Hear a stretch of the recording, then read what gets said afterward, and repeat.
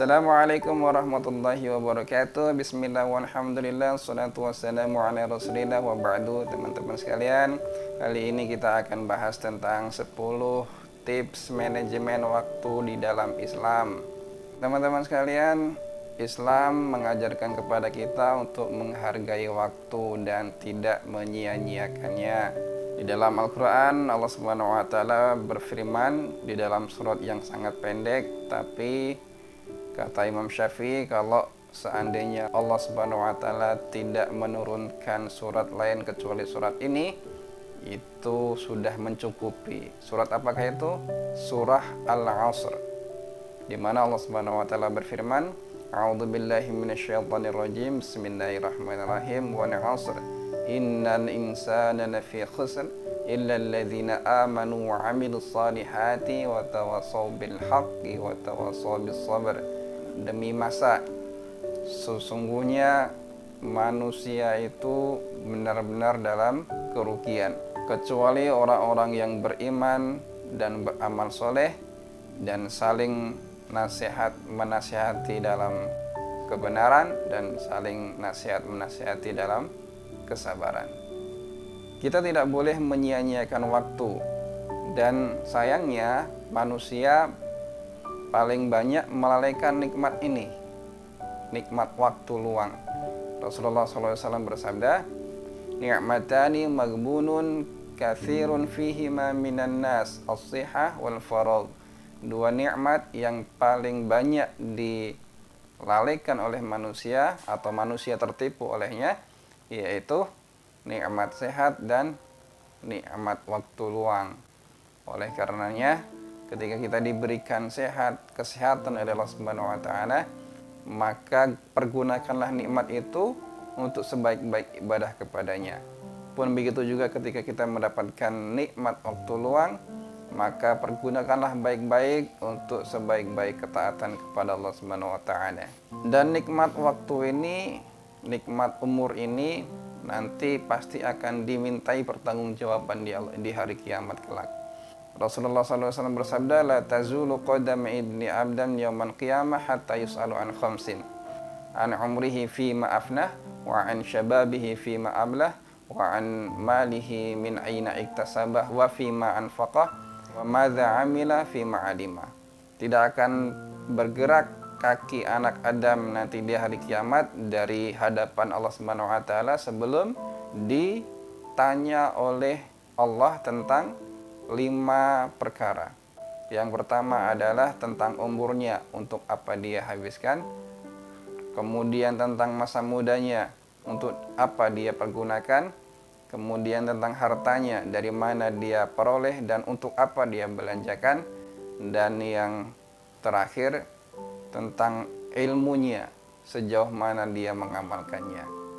Teman-teman sekalian, orang yang gagal mengelola waktu adalah orang yang paling banyak penyesalannya di dunia maupun di akhirat. Oleh karenanya, supaya kita tidak banyak menyesal nanti di kehidupan dunia maupun kehidupan akhirat, kita perlu belajar untuk mengelola waktu. Kita perlu belajar untuk memanage waktu, mengelola waktu dengan sebaik mungkin, karena di situ adalah salah satu kunci kesuksesan. Maka langsung saja 10 tips manajemen waktu di dalam Islam. Yang pertama, buat to-do list, buat target perencanaan. Ditulis list apa-apa saja yang akan kita capai, list apa-apa saja yang akan kita selesaikan, list apa-apa saja yang dalam tempo beberapa waktu ke depan kita akan menyelesaikan apa saja, itu ditulis.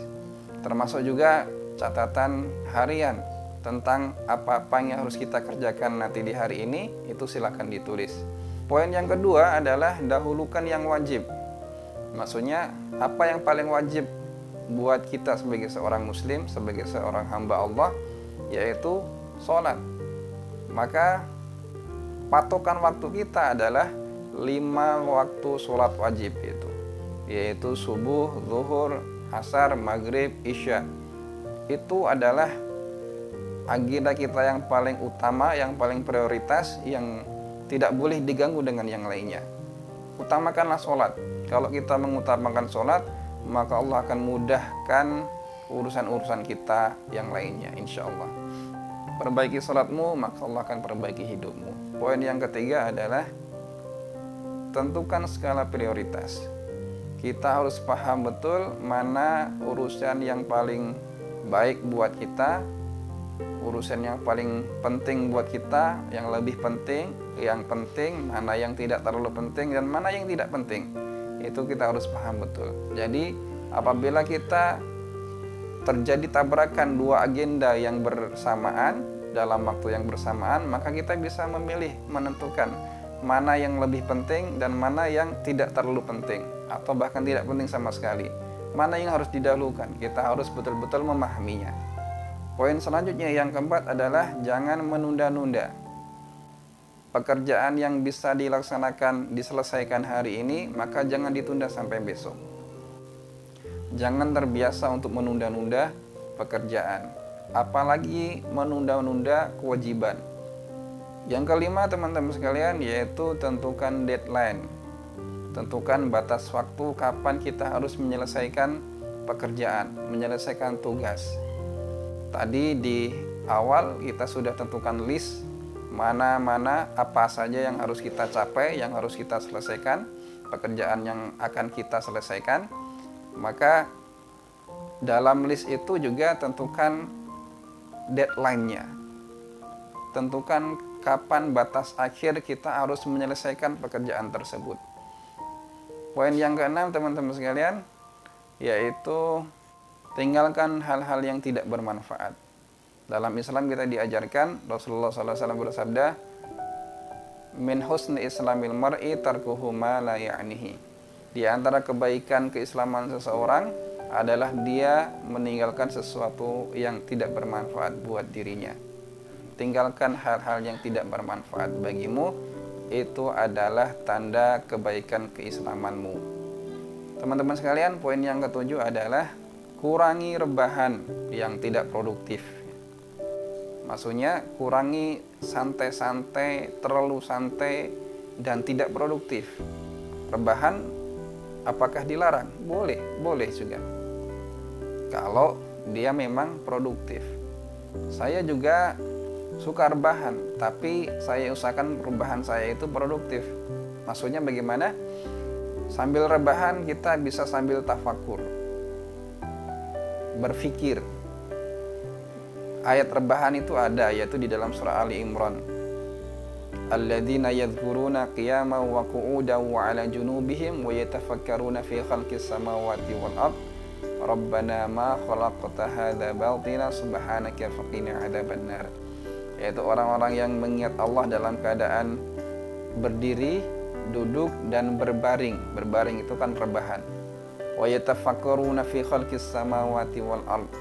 Dan dalam keadaan itu mereka sambil bertafakur, berfikir, menghidupkan akalnya, berfikir yang baik.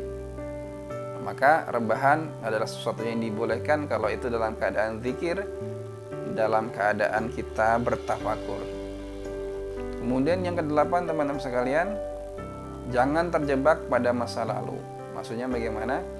Jangan terlalu risau, terlalu galau dengan kejadian-kejadian yang memilukan di masa lalu, yang membuat kita senantiasa mengenang peristiwa-peristiwa yang tidak mengenakan, yang tidak kita sukai, yang menyedihkan, yang membuat kita galau sekarang. Karena banyak mengenang peristiwa-peristiwa di masa lalu. Yang sudah ya sudah. Poin yang ke-9, waktumu hanya hari ini saja. Ulama mengatakan bahwa waktu kita itu cuma 3 hari. Besok yang belum tentu ada, kemarin yang sudah berlalu, dan hari ini yang kita jalani. Maka fokuslah untuk hidup untuk hari ini saja. Apa yang sudah berlalu, maka biarlah berlalu. Apa yang akan terjadi di hari esok, maka kita tawakal kepada Allah Subhanahu wa taala. Kita fokuskan hidup untuk hari ini saja, waktu ini saja. Kalau kita fokus memperbaiki hari ini, maka hari esok pun akan baik dengan sendirinya. insya Allah. Poin yang terakhir teman-teman sekalian, yaitu fokuslah pada tujuan. Fokus pada hal-hal yang menjadi tujuan misi hidup kita.